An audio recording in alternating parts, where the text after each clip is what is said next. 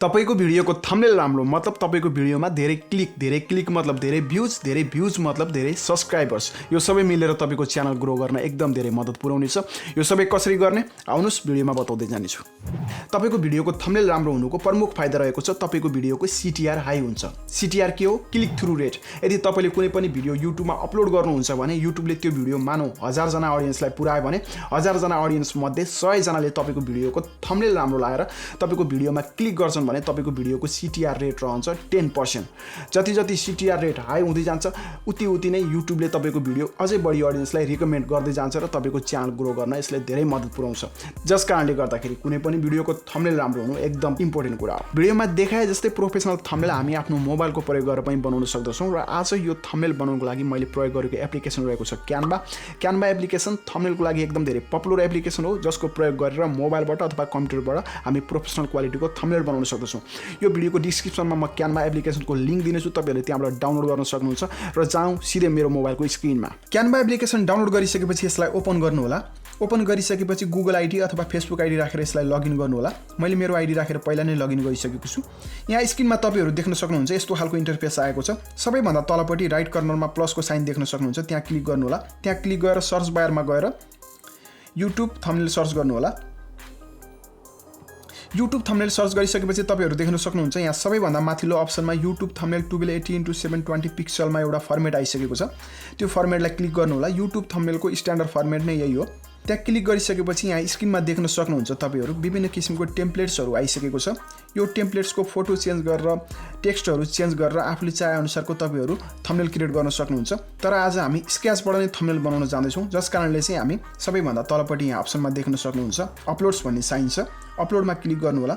अपलोडमा click गरिसकेपछि देख्न सक्नुहुन्छ अपलोड मिडियामा गएर तपाईहरुले आफूले थम्बनेलको लागि क्लिक गरेको फोटो अपलोड गर्न सक्नुहुन्छ।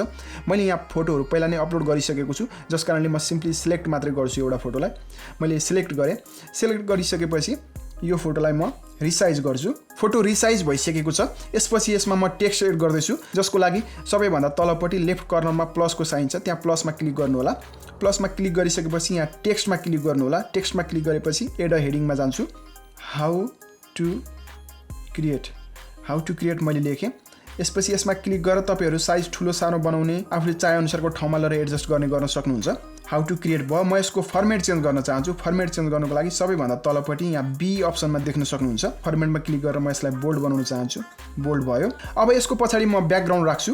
ब्याकग्राउन्डको लागि फेरि प्लसमा क्लिक गरेर तल यहाँ देख्न सक्नुहुन्छ टेम्प्लेट्स पछि दोस्रो अप्सनमा एलिमेन्ट्स भन्ने छ। एलिमेन्ट्समा मैले क्लिक गरेँ। एलिमेन्ट्समा क्लिक गरिसकेपछि यहाँ लाइन्स एन्ड शेप्समा म एउटा रेक्टेंगल शेपलाई क्लिक गर्छु। यसलाई क्लिक गरेँ। यसलाई क्लिक गरेर म यसको कलर चेन्ज गर्छु।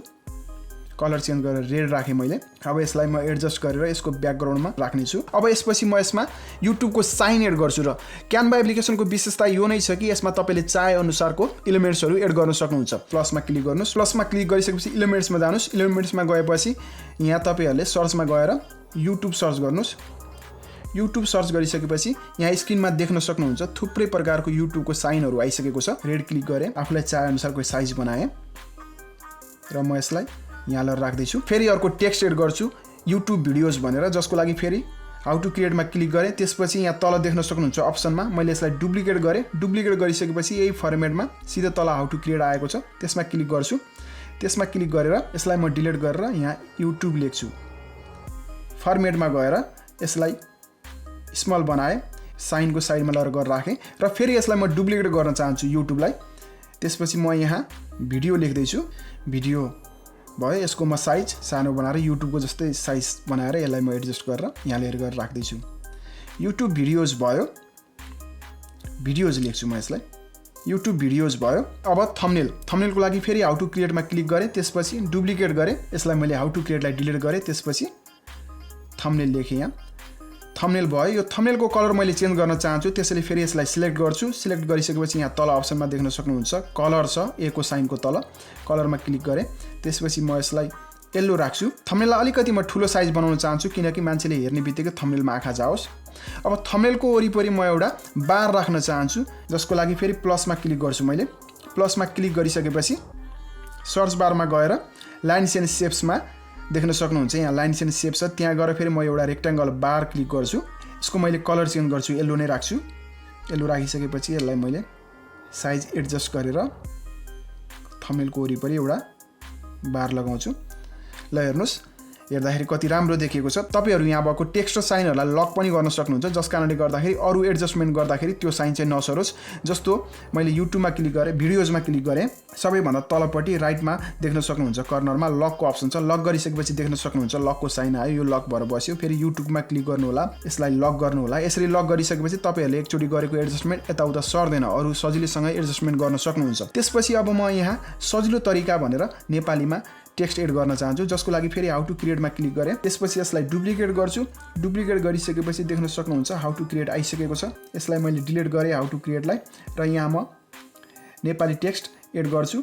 यहाँ मैले सिम्पली पेस्ट गर्दैछु, किनभने मैले अघि नै नेपालीमा लेखेर कपी गरिसकेको थिएँ। तपाईहरुले नेपाली किबोर्ड इन्स्टल गरेर पनि टाइप गर्न सक्नुहुन्छ। यसलाई एडजस्ट गरेर मैले सानो साइज बनाएर थम्बनेलको तलपट्टि लिएर गएर राखेँ। अब यसपछि मेरो फोटोको राइट साइडमा तपाईहरु देख्न सक्नुहुन्छ थोरै स्पेस बाँकी छ।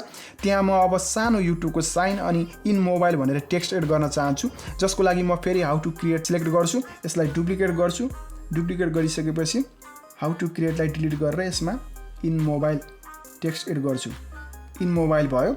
सानो बनाउँछु, मैले साइज सानो बनाएर यसलाई लिएर गएर मैले राइट साइडमा राखेँ, यहाँ माथिपट्टि कर्नरमा इन मोबाइल भयो। यसपछि म यसमा फेरि युट्युबको एउटा साइन एड गर्न चाहन्छु, जसको लागि फेरि युट्युबको साइनमा मैले क्लिक गर्छु। त्यसपछि यसलाई डुप्लिकेट गर्छु। यसलाई मैले सानो बनाएँ। अब यसलाई म सिलेक्ट गरेर माथि लिएर गएर राख्छु। ल हेर्नुस्, त्यसपछि यसलाई म अझै एउटा फ्रेम एड गर्न चाहन्छु, किनकि हेर्दाखेरि अझै आकर्षक देखियोस्। त्यसको लागि फेरि म प्लसमा क्लिक गर्छु। प्लसमा क्लिक गरिसकेपछि मैले रिसेन्टली युज गरेको आइटमहरु सबै यहाँ देखिन्छ। रेक्टेंगल फ्रेमलाई सिलेक्ट गर्छु। त्यसपछि यसलाई मैले कलर चेन्ज गरेर अहिले मैले व्हाइट राखेँ। व्हाइट राखेपछि यसलाई मैले क्लिक गरेर यसरी राखेँ। यसरी हातले टच गरेर एक एकवटा फ्रेम सार्नलाई गाह्रो भयो भने यसमा क्लिक गर्नुस्। क्लिक गरिसकेपछि सबैभन्दा तलपट्टि अप्सनमा नज भन्ने अप्सन छ, त्यहाँ गएर क्लिक गर्नुस्। क्लिक गरिसकेपछि एक दुई फ्रेम मैले अफ गर्दै आफूलाई चाहे अनुसारको, किनकि हातले टच गर्दाखेरि यो सानो स्क्रिनमा गाह्रो हुन्छ, जस कारणले एक दुई फ्रेम मैले एडजस्ट गरेर यसलाई पर्फेक्ट बनाएँ। यसमा हामीले टेक्स्ट अनि साइन एड गरेर सबै सकियो। अब फोटोको अलिकति ब्राइटनेस अनि स्याचुरेसनमा बढाउन चाहन्छु। कुनै पनि युट्युब भिडियोको थम्बनेलको ब्राइटनेस अनि स्याचुरेसन बढी भयो भने त्यो भिडियोमा क्लिक हुने सम्भावना अलिक बढी नै हुन्छ, जस कारणले म यो पुरै फोटोमा क्लिक गर्छु। यसलाई सिलेक्ट गरेँ। सिलेक्ट गरिसकेपछि सबैभन्दा तल यहाँ फिल्टरको साइडमा एडजस्ट भन्ने अप्सन देख्न सक्नुहुन्छ। एडजस्टमा क्लिक गरेँ। त्यसपछि यसको स्याचुरेसन मैले 10% जस्तो बढाएँ। तपाईहरुले हेर्न सक्नुहुन्छ, स्याचुरेसन तलमाथि गएर हेर्न सक्नुहुन्छ फोटोमा कतिको चेन्ज हुन्छ भनेर। मैले यसको 10% बढाएँ। कन्ट्रास्टलाई थोरै बढाएँ। देख्न सक्नुहुन्छ कति आकर्षक देखिसकेको छ। सेभ गर्नको लागि तपाईहरु स्क्रिनको सबैभन्दा माथिल्लो राइट कर्नरमा देख्न सक्नुहुन्छ डाउनलोडको साइन छ। त्यो डाउनलोडको साइनमा क्लिक गर्नु होला। त्यहाँ क्लिक गरिसकेपछि सेभ एज इमेज भनेर अप्सन आएको छ, सेभ गर्नु होला। सेभ गरिसकेपछि प्रिपेयरिङ योर डिजाइन भन्दैछ। यसको 2-4 सेकेन्डमा यो फोटो पुरा सेभ भएर तपाईको ग्यालरीमा गएर बस्छ। र गाइज, तपाईहरुले देखिहाल्नुभयो हामी मोबाइलको प्रयोग गरेर कसरी युट्युबको लागि एउटा प्रोफेसनल थम्बनेल बनाउन सक्छौं भनेर। भिडियो मन परेको खण्डमा लाइक गर्नु होला, कमेन्ट गर्नु होला, र च्यानललाई सब्स्क्राइब पनि गर्नु होला। म फेरि पनि यस्तै भिडियोहरु लिएर उपस्थित हुनेछु। त्यतिखेरसम्मको लागि बाइ बाइ।